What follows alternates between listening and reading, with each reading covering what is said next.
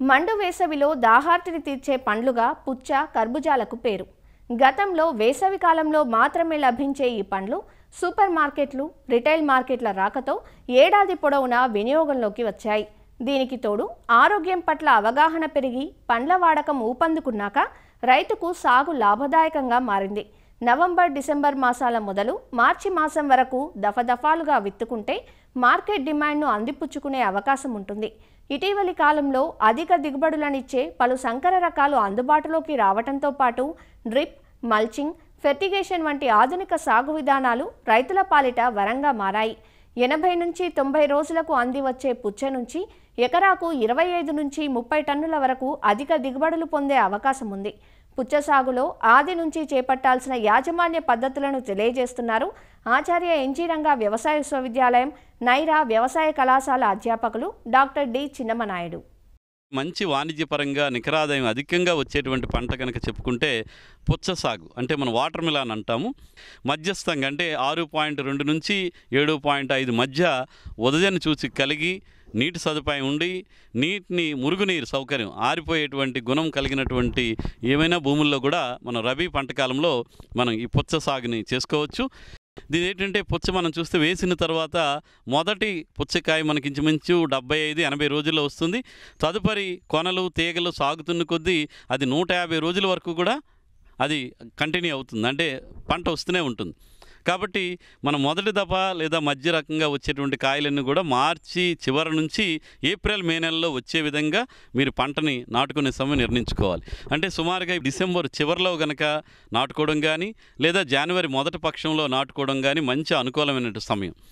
అదేవిధంగా రకాల విషయంలోకి వస్తే షుగర్ బేబీ రకాలను కానీ అర్కా మానికో, అర్కా జ్యోతి రకాలను చేసుకోవచ్చు. కాబట్టి రైతు సోదరులు ముందు సంవత్సరం వేసిన రైతుల తలకు అనుభవాలను తెలుసుకొని ఆ రకాలని ఆయా ప్రాంతాలకు సరిపడా రకాలను ఎంపిక చేసుకుంటే మంచిది. ఇక సాగు వివరాలు కనుక పద్ధతులు కనుక చూస్తే మనకి ఈ పొలం బాగా తయారు చేసుకోవడం, వీలైనంత వరకు ఈ పశువుల గతం అయితే ఎకరానికి 10 టన్నుల వరకు కూడా ఈ సేంద్రియ ఎరువుగా అందించడం కానీ, వర్మీ కంపోస్ట్ అయితే 4 నుంచి 5 టన్నుల వరకు కూడా ఒక ఎకరానికి వేసుకొని పొలాన్ని బాగా 2-3 సార్లు దుక్కి చేసుకున్న తర్వాత ఈ కాలువలు చేసుకోవాల్సిన అవసరం ఉంటుంది. కాలువ తాలూకా వెడల్పు 1.5 అడుగు నుంచి 2 అడుగులు వచ్చే విధంగా కాలువలు తయారు చేసుకుంటాం. కాలువకి మధ్య 2.5 మీటర్లు వెడల్పు ఉండేటట్టు అంత దూరం ఉండే విధంగా కాలువలు చేసుకొని కాలువలకు ఇరువైపులా కూడా మనం ఏవైతే ఎంపిక చేసుకున్న విత్తనాలు ఇవైతే చూసుకుంటే ఒక 600 గ్రాములు ఒక ఎకరానికి అవసరం వస్తాయి.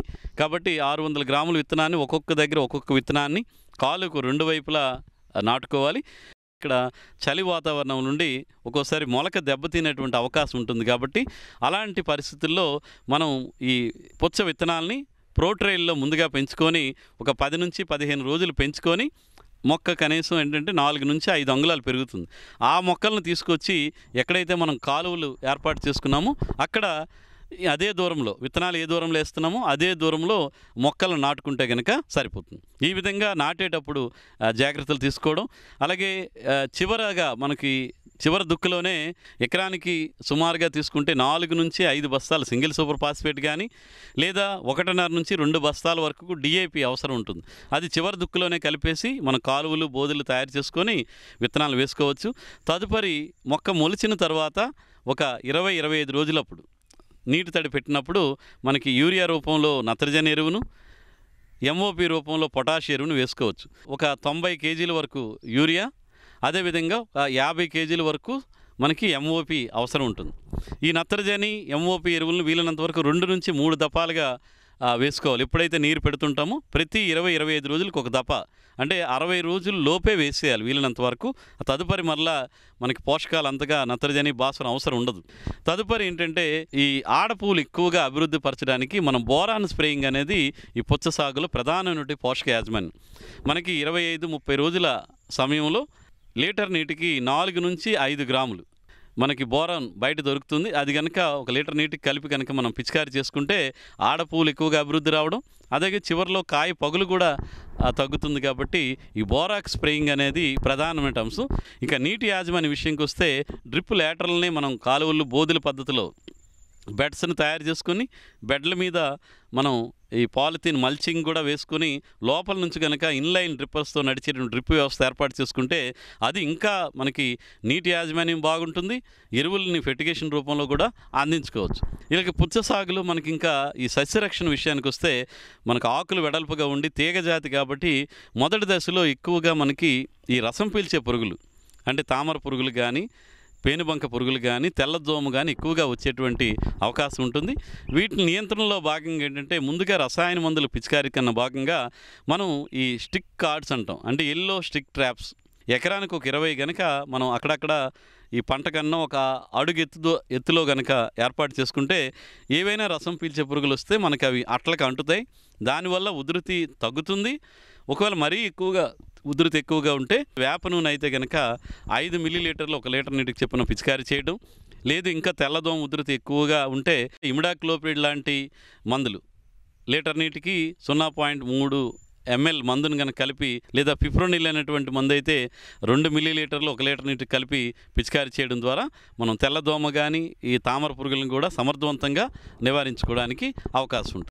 ఇక కలుపు యాజమాన్యం వీలైనంత వరకు ముందుగానే పొలాన్ని బాగా తయారు చేసుకుంటే కలుపు తగ్గుతుంది.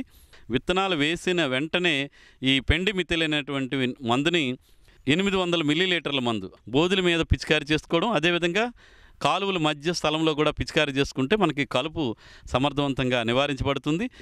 లేదనుకుంటే కనుక ఈ కూలీలను పెట్టి బోధుల చుట్టూ కూడా కలుపు గుప్పు తవ్వుకుంటే అది కూడా మనకి చాలా వరకు ఆరోగ్యకరంగా పంట పెరగడానికి కానీ వేసినటువంటి పోషకాలు భూమిలో కలిసి వేరు ద్వారా సక్రమంగా అందడానికి ఉపయోగపడుతుంది. కాబట్టి కూలీలతో కూడా అంతర్కృషి చేసుకుంటే 30 రోజులకు ఒకసారి, అదేవిధంగా మళ్ళీ 45-50 రోజులకు ఒకసారి అంతర్కృషి చేసుకుంటే కలుపు సమర్థవంతంగా నివారించబడుతుంది. మనకి హైబ్రిడ్స్ అయితే 110 నుంచి 120 క్వింటాల వరకు దిగుబడి వస్తుంది. రకాలైతే కనుక 80 నుంచి 90 క్వింటాల వరకు కూడా దిగుబడి వస్తుంది. అదేవిధంగా కోసేటప్పుడు కూడా చూసుకోవాలి, కాయ చివరన ఉన్నటువంటి ఆ మూడికలు ఏవైతే ఉంటాయో బాగా ఎండిపోయినట్టు తయారై మనం చేతితో కదిలిస్తే మూడికి ఊడిపోవాలి. అది అప్పుడు కాయ బాగా తయారైతే లోపల ఉన్నటువంటి ఈ కండ కూడా బాగా తయారై రుచికరంగా ఉంటుంది, మార్కెట్ చేసుకోవడానికి అనుకూలంగా ఉంటుంది. ఇంకొకటి, మీరు తయారైన కాయని కనుక పుచ్చకాయ మీద కనుక చేతితో కనుక కొడితే ఆ టంగ్ టంగ్ మన సౌండ్ లోపల ఆ తయారైతే కనుక టంగ్ టంగ్ మన సౌండ్ వస్తుంది, లేకపోతే డొప్ప సౌండ్ లాంటిది వచ్చేస్తుంది. కాబట్టి ఇది నిర్ధారణ చేసుకొని మనం తయారైందని ఊహించుకొని కొయ్యొచ్చు. సో ఈ విధంగా కనుక మనం యాజమాన్య పద్ధతి సక్రమంగా చేసుకుంటే మనకి దిగుబడి సక్రమంగా వస్తుంది. అదేవిధంగా నికర ఆదాయం కూడా పెరగడానికి ఆస్కారం ఉంటుంది. కాబట్టి రబీలో నీటి సదుపాయం ఉండే దగ్గర పుచ్చ సాగును కూడా రైతులు తీసుకోవడానికి ప్రయత్నం చేయాలి.